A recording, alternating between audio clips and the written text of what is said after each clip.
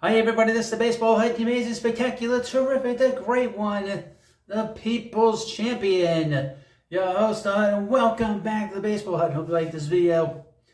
Hit that subscribe button. As you see, I'm in the middle of basically renovating the studio here, which will be where I'll do most of my videos and do some of my artwork you don't know about. And this is where it's going to be. You can see half of the studio is painted. This is the old side, which is really ugly.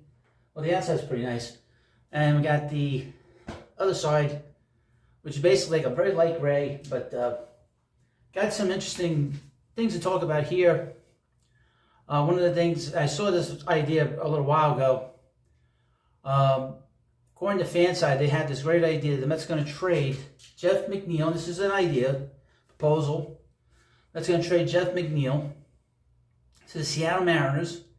And as you know, the Mariners have liked Jeff for a long time. They tried to get him in the offseason of 2018 and the Edwin Diaz deal, but that deal got squashed. That part of the deal got squashed.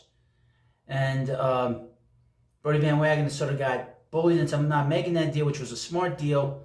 And the Mets got Edwin Diaz and Robbie Cano for a whole bunch of guys, and Jared Kelenic and Jay Bruce and a whole bunch of other guys. Really they're not in Major League Baseball anymore. Turned out to be a very good deal for the Mets, but Jeff has always had the eye of the Mariners for a long time. So the idea is the Mets would trade Jeff McNeil and a bunch of prospects. Mets have plenty of prospects, guys they can play every day. Ronnie Mauricio, Jet Williams, Drew Gilbert, and of course Jacob Riemann, a whole bunch of guys they could send to the Mariners. The Mariners have a lot of pitching. The Mets could use some pitching, they could use some starting pitching. And in return, the Mets would get one of the best pitchers in the game, Luis Castillo. Now, we know him from the Cincinnati Reds. He's a very good pitcher. He's been with Seattle for the last few years. And they got him in a big trade, I guess, in the 2022 regular season before the trade deadline. He's about one of the better pitchers in the game. He's a horse. Does a lot of innings. There's real good quality there.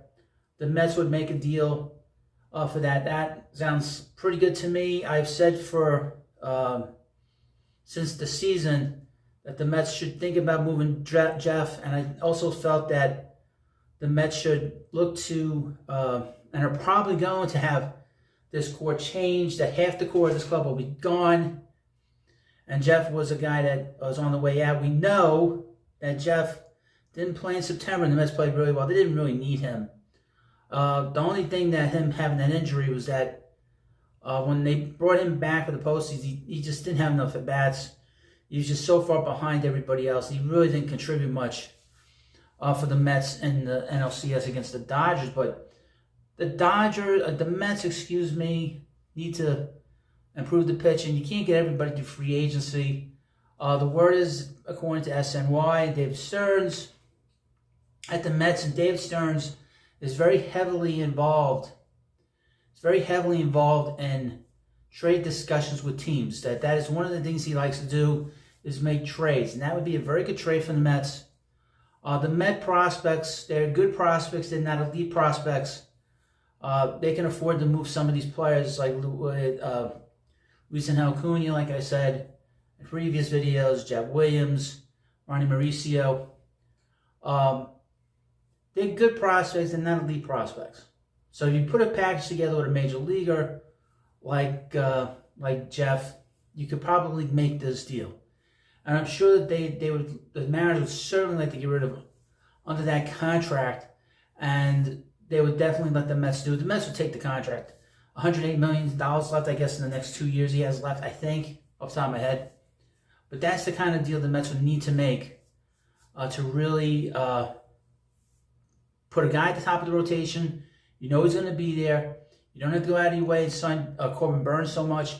Maybe you'd be more willing to move and sign Luis Severino to a 2-year deal. And maybe possibly you were able to bring back Sean Manaea on a deal. You kind of give yourself a better idea of the kind of money. The money's not going to be going outrageous on an older contract than a new contract, say, for Corbin Burns. Now, you let me know what you think about this video. If you want to see more behind the scenes stuff of me, painting this room, Please, of course, send me a super thanks. It's a great way to support the channel. It's a great donation. It adds paint. So I'll show you the paint. I got all this paint on the floor here. I'll show you. Let's see. I got all this paint, all these brushes, I mean, the whole house is getting painted, but this is some of the stuff that I'm using to paint the house and to paint this room in particular. And I want to thank you all for coming by. You can see the ladder. I'll show you the other side. This is the sort of, hello. I'm all stuck under some paint, some tape here. Hello. So there's a lot of stuff going on here. And I got a chair here, step stool. So I'm doing a lot of things in this room, and hopefully you like this video. Again, you want to support the video, support the channel, more importantly. Send me a super thanks. It's a great way to sort of give me money for some paint and all the improvements. And the echoing will be gone because eventually I'll have stuff on the walls.